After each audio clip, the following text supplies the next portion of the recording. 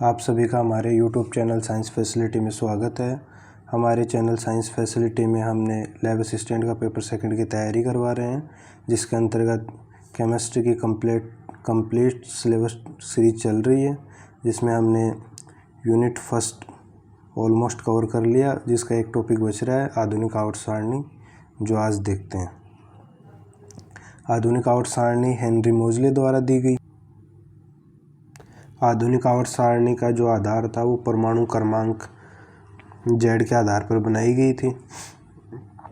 आधुनिक आवर्त सारणी को 4 ब्लॉकों में बांटा गया है: S block, D block, P block और F ब्लॉक। आधुनिक आवर्त सारणी में टोटल 18 वर्ग है तथा 7 आवर्त है।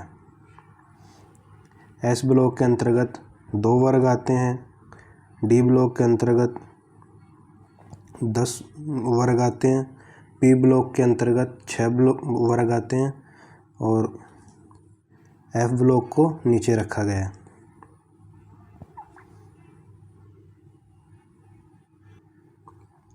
आधुनिक आवर्त सारणी में जो ऊर्ध्वाधर रेखा है या खड़ी लाइनें हैं उनको वर्ग कहा गया और जो तिरछी रेखाएं हैं उनको आवर्त कहा गया है।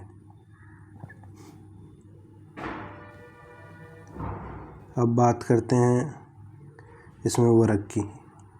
18 वर्ग है या ऊर्ध्वाधर रेखाएं। S ब्लॉक में 2 वर्ग है, 1 और 2। D में 10 वर्ग हैं, 3 से 12 तक। P ब्लॉक में 6 वर्ग है, 13 से 18 तक। और F ब्लॉक को तीसरे स्तंभ में रखा गया है। कई बार पूछता है कि F ब्लॉक को किस स्तंभ में रखा गया है या किस वर्ग में रखा गया है, तो तीसरे में रखा गया है यहाँ थर्ड B में। आधुनिक आवर्त सारणी का जो नामकरण है वो इस प्रकार किया गया है कि फर्स्ट A से 8th A तक और फिर फर्स्ट B से 8th B तक।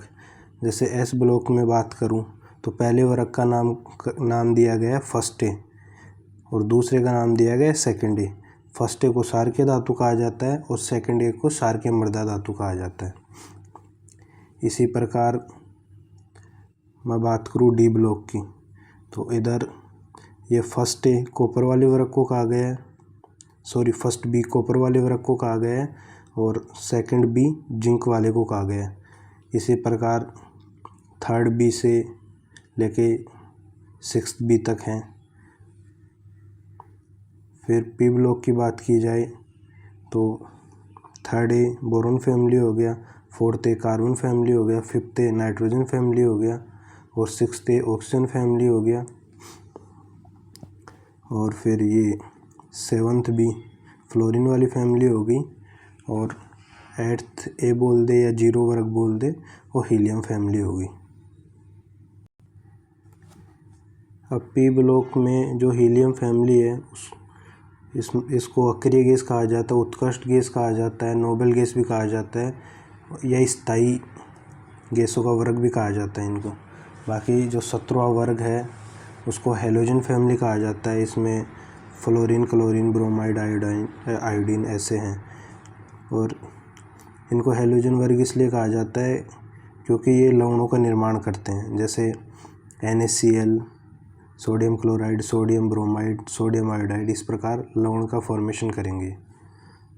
16वें वर्ग को चालकोजन वर्ग कहा जाता है क्योंकि ये अयस्क का निर्माण करते हैं, जैसे Fe2O3, फेरस ऑक्साइड ऐसे। फिर इसको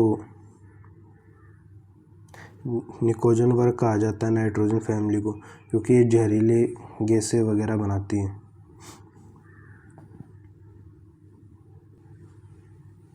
D ब्लॉक तत्वों को सेतु तत्व भी कहा जाता है क्योंकि ये S ब्लॉक और P ब्लॉक को जोड़ने का काम कर रहे हैं, अर्थात सेतु का काम कर रहे हैं, जबकि S ब्लॉक और P ब्लॉक को निरूपक तत्व कहा जाता है। अब बात करते हैं कि कौन से आवर्त में कितने तत्व हैं। पहले आवर्त में 2 तत्व हैं, हाइड्रोजन और हीलियम, और दूसरे और तीसरे आवर्त में 8 तत्व हैं, जबकि चौथे और 5वें आवर्त में 18 तत्व है। 6वें आवर्त में 32 तत्व है। 7वां आवर्त है जो अपूर्ण है, वो पूरा इसलिए नहीं भरा गया क्योंकि हेनरी मोज़ले साहब ने ये देखा कि भविष्य में और भी तत्वों की खोज हो सकती है, इसलिए उन्होंने इसमें रिक्त स्थान छोड़ दिए कि आगे और भी कोई तत्व आएंगे तो वो भरे जा सकते हैं। जैसे देखो 109 के बाद में ये खाली स्थान छोड़ दिए कि उनका मानना ये था कि जब तक 118 तत्वों तक की खोज हो जाएगी तो इसमें समाहित हो जाएंगे। बाकी यदि भविष्य में और भी तत्वों की खोज होती है तो और साइंटिस्ट वगैरह नई आवर्त सारणी देंगे। अब आधुनिक आवर्त सारणी के जर्नल बिंदुओं पे बात करते हैं। जैसे हमने पहले भी बताया था कि हेनरी मोज़ले ने द्विपरमाणु क्रमांक इसका आधार था।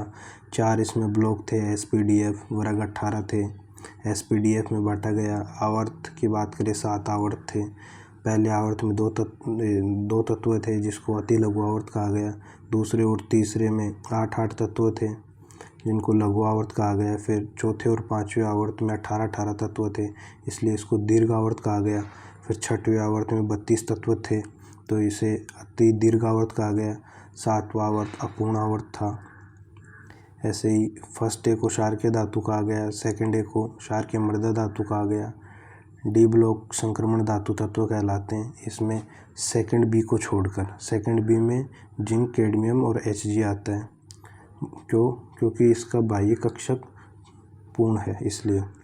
और फिर हमने बताया कि एर्थ ए को या जीरो भी लिखते हैं उसको, जीरो वर्ग से, उसको अक्रिय गैस, इनर्ट गैस कहा गया। नोबल गैस भी कहते हैं, उत्कृष्ट गैस कहते हैं या स्थायी गैस। फिर 7th ए की बात करें, हेलोजन वर्ग है। हेलोजन वर्ग क्यों कहा गया? क्योंकि लवणों का निर्माण करते हैं। फिर 6th ए चाल्कोजन वर्ग। चाल्कोजन वर्ग इसलिए कहते हैं क्योंकि अयस्कों का निर्माण करते हैं। फिर 5th ए को निकोजन इसलिए कहते हैं, निकोजन वर्ग इसलिए कहते हैं क्योंकि जहरीले या विषैले गैस वगैरह बनाते हैं ये। फिर नोट में हमने भी देखा कि S ब्लॉक और P ब्लॉक के तत्वों को निरूपक तत्व कहते हैं। नोट में दूसरा बिंदु है, सामान्यतः किसी तत्व के बाह्यतम कोश में इलेक्ट्रॉन की संख्या ग्रुप नंबर के बराबर होती है। जैसे S और P ब्लॉक में बात देखते हैं।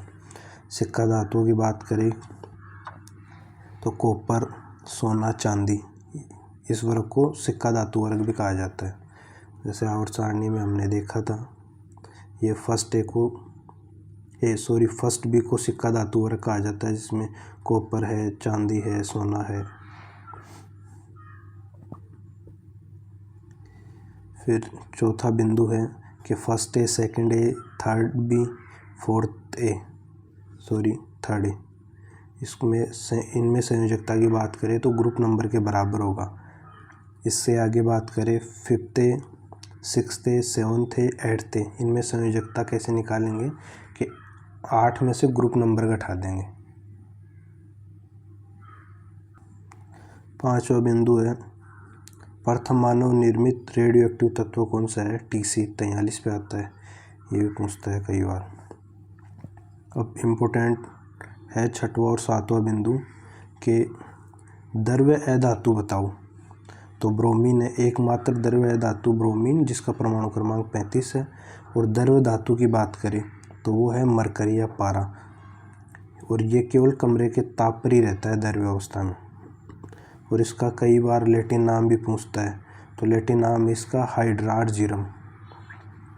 अन्य द्रव्य धातु की बात करें जैसे गैलियम है, सीजियम है, ये कमरे के ताप से अधिक ताप पर द्रव्य अवस्था में रहेंगे और ये हथेली पर रखते ही पिघलने लग जाएंगे। तो एक क्वेश्चन है, द्रव्य धातु कौन सी है? अब सिर्फ द्रव्य धातु की बात की है, किसी पर्टिकुलर टेम्परेचर पे बात नहीं की गई इसमें। तो पारा भी द्रव्य धातु है, गैलियम, सीजियम सारी द्रव्य धातु हैं। पारा केवल कमरे के ताप पर द्रव्य धातु है, सीजियम और गैलियम कमरे के ताप से अधिक ताप पर द्रव्य धातु है। अब आवर्त सारणी में कुछ बिंदु है जो कई बार जर्नल एग्जाम में पूछ लिए जाते हैं। जैसे सबसे भारी धातु कौन सी है? तो ओशियम या इरेडियम है। सबसे हल्के धातु कौन सी है? लिथियम है। सबसे कठोर धातु कौन सी है? प्लेटिनियम है। अब आता है जो सबसे हल्की होगी उसी का सबसे कम घनत्व होगा, जो सबसे भारी धातु होगी उसी का सबसे अधिक घनत्व होगा। जैसे बात करें लिथियम सबसे हल्की है तो इसका सबसे कम घनत्व है, ओशियम सबसे भारी है तो सबसे अधिक घनत्व इसी का होगा। इसको एक शॉर्ट ट्रिक से भी याद रख सकते हैं, जैसे लियो। अब बात करते हैं प्रकृति में मुक्त या स्वतंत्रता पूर्वक पाई जाने वाली धातुएं।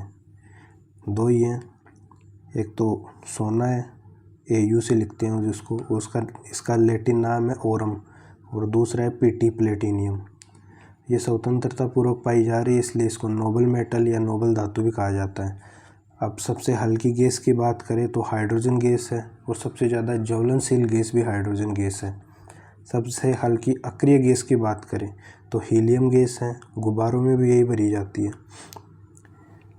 अब नम धातु की बात करें या सॉफ्ट मेटल की बात करें, सोडियम और पोटेशियम, ये इतनी सॉफ्ट है इन्हें चाकू से भी काटा जा सकता है।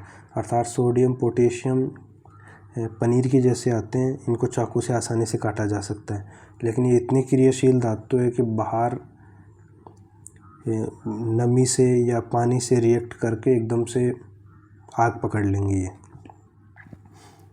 अब अगली आती है ये टंगस्टन धातु। टंगस्टन का सबसे ज़्यादा मेल्टिंग पॉइंट है, MP सबसे ज़्यादा है, और इसका मेल्टिंग पॉइंट सबसे ज़्यादा है, इसलिए इसको बल्ब के तंतुओं में यूज किया जाता है। इसका लैटिन नाम है वोल्फ्रेम, और परमाणु क्रमांक है इसका 74। प्रेशर कुकर और वायुयान का जो बाहर का आवरण होता है, ढांचा होता है, वो एल्यूमिनियम का बना होता है मुख्यतः, मेनली। बाकी तो और भी धातु इसमें यूज होती हैं जो हल्की है।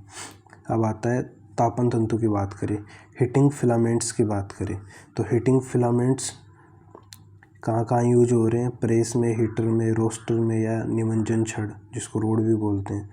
और इनमें क्या यूज हो रहा है तंतु के रूप में, नाइक्रोम तार। और नाइक्रोम तार किन किन मिश्र धातुओं से बना हुआ होता है, निकिल, क्रोमियम, फेरस। ये क्वेश्चन भी बहुत बार एग्जाम में पूछता है। अब अपना अगला टॉपिक है कि Z>100 के लिए IUPAC नामकरण, अर्थात के परमाणु क्रमांक 100 से अधिक वाले तत्वों का नामकरण देखते हैं। जैसे संख्या, इसमें कुछ कोड्स दिए गए हैं, वो याद रखने पड़ेंगे, उसी के हिसाब से सिंबल्स बनते हैं। जैसे संख्या 0 से 9 तक दी गई है, फिर उनका सिंबल्स दिए गए हैं।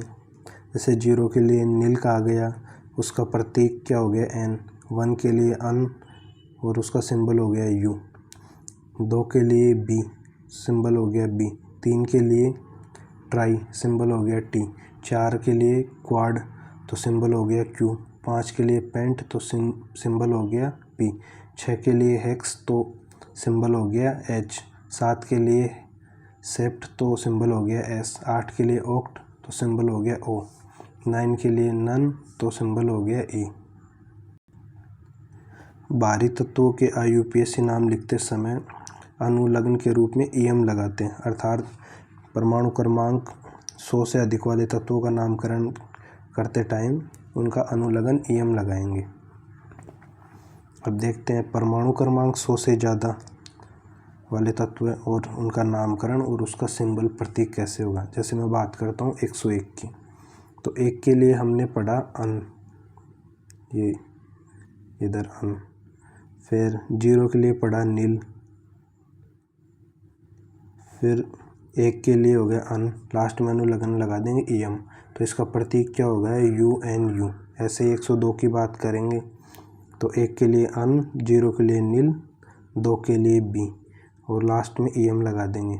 अब 2 बार I आ गया ना इसमें, एक तो B में एक EM में, तो I एक ही बार लिखेंगे तो क्या हो गया इसका नाम अननील BEM, तो UNB हो गया इसका प्रतीक। ऐसे बात करते हैं 110 वाले तत्वों की, जैसे अननील EM तो UUN हो गया। 115 वाले की बात करें अनपेंट EM तो UUP हो गया। इस प्रकार इस पे क्वेश्चन पूछता है, कोई भी एक दे देगा, जैसे 108 वाले परमाणु क्रमांक 108 के लिए IUPAC नामकरण क्या होगा और इसका सिंबल क्या होगा, तो वो आप थोड़ा सा देख लेना। अब बात करते हैं एस ब्लॉक की। एस ब्लॉक में 2 वर्ग आते हैं, वर्ग पहला और दूसरा। पहले वर्ग को फर्स्ट ए के नाम से लिखते हैं और सेकंड ए को, और दूसरा है सेकंड ए। फर्स्ट ए में तत्व आते हैं hydrogen, lithium, sodium, potassium, rubidium, caesium, francium. और सेकंड ए में आते हैं बेरिलियम, मैग्नीशियम, कैल्शियम, स्ट्रांसियम, ये BA, फिर RA, ऐसे। इसमें फ्रेंशियम और रेडियम RA ये दोनों रेडियो एक्टिव तत्व हैं। इसमें अंतिम इलेक्ट्रॉन S उपकोष में प्रवेश करता है। इसका इलेक्ट्रॉनिक विन्यास की बात करें तो NS 1 से 2 तक हो गया। तीसरे एरो पे बहुत ज़्यादा क्वेश्चन पूछता है कि सोडियम, पोटेशियम अधिक क्रियाशील तत्व हैं जो पानी में आग पकड़ लेते हैं, अतः इन्हें केरोसिन या मिट्टी के तेल में रखा जाता है। सीधा क्वेश्चन आएगा कि सोडियम और पोटेशियम को केरोसिन या मिट्टी के तेल में क्यों रखा जाता है, क्योंकि अधिक क्रियाशील तत्व है, बाहर रखेंगे तो पानी या नमी से आग पकड़ लेंगे। और सोडियम, पोटेशियम दोनों सॉफ्ट मेटल है, इनको आसानी से चाकू से भी काटा जा सकता है। एस ब्लॉक में सभी धातु तत्व हैं। सोडियम और पोटेशियम साबुन में यूज होते हैं। अब बात करते हैं पी ब्लॉक पे। पी ब्लॉक में 6 वर्ग हैं, 13 से 18 तक। जैसे वर्ग 13 को बोरोन फैमिली बोल दिया, वर्ग 14 को कार्बन फैमिली बोल दिया, वर्ग 15 को नाइट्रोजन फैमिली बोल दिया, वर्ग 16 को ऑक्सीजन फैमिली बोल दिया, 17 को फ्लोरीन फैमिली हो गया और 18 हीलियम फैमिली हो गया। इसका इलेक्ट्रॉनिक विन्यास की बात करें तो NH2NP1 से 6 हो गया। इसमें बोरोन उपधातु है और अधातु भी, तो मेनली तो इसको उपधातु में काउंट करते हैं। गैलियम की बात करें, ये कांच के बर्तन में नहीं रखते, कारण गैलियम धातु को कांच के बर्तन में नहीं रखा जा सकता। इसका कारण ये है कि ताप पाकर प्रसारित हो जाएगा या पिघल जाएगा। ऐसे ही बात करते हैं टिन का सिंबल होता है SN और इसका लैटिन नाम बहुत बार एग्जाम में पूछ लेता है स्टेनम। ऐसे ही एंटीमनी SB, इसका लैटिन नाम होता है स्टेबियम और XC स्ट्रेंजर गैस, अजनबी गैस है। पी ब्लॉक में धातु, उपधातु, अधातु तीनों ही पाई जाती हैं। सिलिकॉन और जर्मेनियम का यूज अर्धचालक सेमीकंडक्टर बनाने में किया जाता है। अब इसमें उपधातुओं की बात करें, जैसे उपधातु हो गया AT, एस्टेरिन, TE, tellurium, SB antimony हो गया, GE जर्मेनियम, B बोरोन हो गया, AS आर्सेनिक हो गया, SI सिलिकॉन हो गया। जैसे इसमें दिखा रखा है कि ये एक छोटा सा सिंबल बनाया है आधुनिक आवर्त सारणी का। इसमें इधर S ब्लॉक हो गया, बीच में D ब्लॉक हो गया, इधर लास्ट में P ब्लॉक हो गया और इधर उपधातु हो गया। अब जो उपधातु है वो धातु और अधातु को सेपरेट कर रही है। उपधातु के लेफ्ट साइड में धातु हो गया, राइट साइड में अधातु हो गया। अब इसमें 1-2 बिंदु और इम्पोर्टेंट, जैसे हाइड्रोजन धातु है या अधातु है, तो हाइड्रोजन गैस है और सारी गैसें अधातु होती हैं। एक ये भी क्वेश्चन बार बार पूछा जाता है कि सबसे अधिक विद्युतऋणी तत्व कौन सा है, तो फ्लोरीन है और सबसे अधिक इलेक्ट्रॉन बंधुता वाला तत्व क्लोरीन हो गया। अब बात करते हैं डी ब्लॉक पे। डी ब्लॉक में अंतिम इलेक्ट्रॉन डी उपकोष में भरा जाएगा। इसका इलेक्ट्रॉनिक विन्यास की बात करें तो N-1 D 1 से 10, NS 1 से 2 हो गया। कभी कभी ये भी लिखा मिल जाता है यहाँ NS 1 से 2 की जगह पे NS 0 से 2 भी मिल जाता है, दोनों ही सही है। डी ब्लॉक को 4 श्रेणियों में बांटा गया है, 3D श्रेणी, 4D श्रेणी, 5D श्रेणी, 6D श्रेणी। अब 3D श्रेणी को चौथा आवर्त बोलते हैं, 4D श्रेणी को 5वां आवर्त बोलते हैं, 5D श्रेणी को छठवां आवर्त बोलते हैं, 6D श्रेणी को सातवां आवर्त बोलते हैं। डी ब्लॉक को संक्रमण धातु तत्व कहते हैं क्योंकि इनमें N-1D कक्षक अपूर्ण होते हैं। इसका अपवाद की बात करें तो सेकंड बी है, यानी संक्रमण तत्व में उसको काउंट नहीं कर रहे। सेकंड बी में कौन कौन सी धातुएं आ रही हैं? जिंक है, कैडमियम है और Hg पारा हो गया। ये संक्रमण धातु तत्व क्यों नहीं कहला रहे? क्योंकि इनमें N-1D कक्षक पूर्ण होता है। डी ब्लॉक तत्व है, सेतु तत्व है। हमने बताया कि ये सेतु तत्व क्यों है, क्योंकि ये एस ब्लॉक और पी ब्लॉक को जोड़ने का काम कर रहे हैं। डी ब्लॉक तत्व में सारी धातुएं जो है वो मेटल है। अब बात करते हैं एफ ब्लॉक की। एफ ब्लॉक में इलेक्ट्रॉन एफ उपकोष में प्रवेश करता है। इसका इलेक्ट्रॉनिक विन्यास N-2, F 1 से 14 तक, N-1D 0 से 10 तक, NS2। इनको अंतः संक्रमण तत्व भी कहते हैं। इसमें भी सारे तत्व धातुएं ही हैं। अब इसमें दो श्रेणियाँ आती हैं, 4F श्रेणी, 5F श्रेणी। 4F श्रेणी को La लेंथेनाइड कहा जाता है, 5F श्रेणी को Ac एक्टेनाइड कहा जाता है। 4F श्रेणी में दो तत्व ही रेडियो एक्टिव हैं, जबकि एक्टेनाइड में 5F श्रेणी में पूरे तत्व ही रेडियो एक्टिव है। 4F श्रेणी में दो तत्व है, PM, ये प्रोमेथियम, और दूसरा SM, सिमेरियम। ये दो रेडियो एक्टिव तत्व हैं। और 5F श्रेणी में तो सारे तत्व रेडियो एक्टिव हैं। 5F श्रेणी में यूरेनियम के बाद आने वाले तत्वों को पैरा यूरेनियम तत्व कहा गया।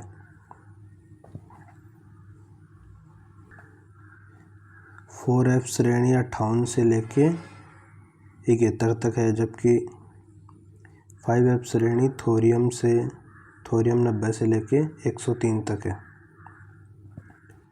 अब बात करते हैं इसमें कुछ नोट वाले बिंदुओं की कि एफ ब्लॉक तत्व है। पहले बात तो ये पूछ लिया जाता है कि एफ ब्लॉक तत्व किस वर्ग में आते हैं।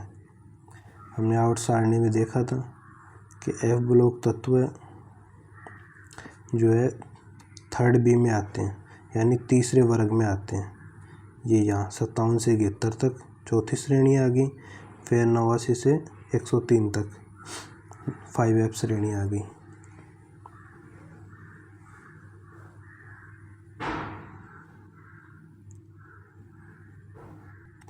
आवर्त की बात करें तो छठे और सातवें आवर्त में आते हैं ये।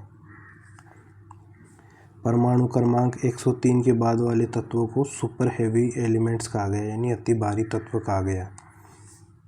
तीसरा पॉइंट है AC तत्व या 5F श्रेणी तत्व थोरियम से लोरेशियम तक 103 तक है, और सभी तत्व रेडियो एक्टिव है। जबकि लेंथेनाइड तत्व 4F श्रेणी की बात करें तो इसमें दो तत्व है, एक तो SM, सिमेरियम, और दूसरा PM, प्रोमेथियम। ये दोनों ही रेडियो एक्टिव तत्व है। आज के लिए इतना ही। कल हम अपना नया टॉपिक प्रभावी नाभिकीय आवेश पढ़ेंगे। So thank you. इस चैनल को लाइक, शेयर, सब्सक्राइब करें। अपने दोस्तों तक वीडियो को शेयर करें। इस वीडियो पर आपको सारा कंटेंट मिल जाएगा एकदम सीक्वेंस वे पे। और ये चैनल सीरियस स्टूडेंटों के लिए ही बनाया गया है, जो पढ़ाई के प्रति बहुत ज़्यादा गंभीर हैं, गरीब हालत में हैं, ताकि उनको कोचिंग की महंगी फ़ीस नहीं देनी पड़े, घर पे आसानी से पढ़ सकते हैं। और बहुत अच्छा कंटेंट है इसमें। आप सीधा यूट्यूब पे आओ, अपना साइंस फैसिलिटी चैनल पे जाओ, और वहाँ से प्लेलिस्ट मिल जाएगी आपको, उसमें सारा सीक्वेंस वे में पढ़ो। कहीं यूट्यूब पे भटकने की कोई आवश्यकता नहीं है। और हमारा टेलीग्राम चैनल भी ज्वाइन कर लो, जिस पे आपको सारी PDF वगैरह मिल जाएंगी। और प्लेलिस्ट का जो लिंक है मैं वीडियो के डिस्क्रिप्शन में दे दूँगा। और प्लीज़ चैनल को लाइक, शेयर, सब्सक्राइब करो, ताकि हमारा साइंस फैसिलिटी फैमिली और भी ज़्यादा बढ़े। So thank you.